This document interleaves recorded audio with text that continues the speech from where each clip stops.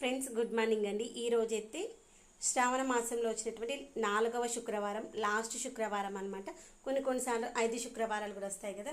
ఈసారి 5 వచ్చినటువంటివి, సోమవారాలు 5 వచ్చినాయి, మిగిలినవన్నీ 4 వచ్చినాయి.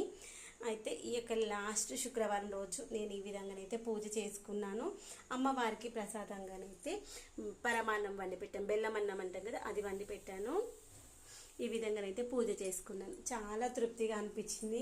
ఇంకొక 2-3 రోజులు అయితే మనకి శ్రావణ మాసం అనేటువంటిది అయిపోతుంది కదా. నెక్స్ట్ మళ్ళీ కార్తీక మాసం అయితే వస్తుంది.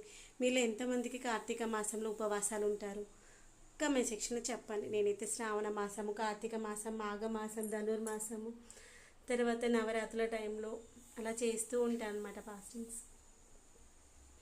అదొక తృప్తి. దేవుడికి ఫాస్టింగ్ ఉండి మనము శ్లోకాలు చదువుతూ ఉంటే హ్యాపీగా అనిపిస్తుంది. ఒక్కొక్కరి ఇష్టాలు ఒక రకంగా ఉంటాయి కదా.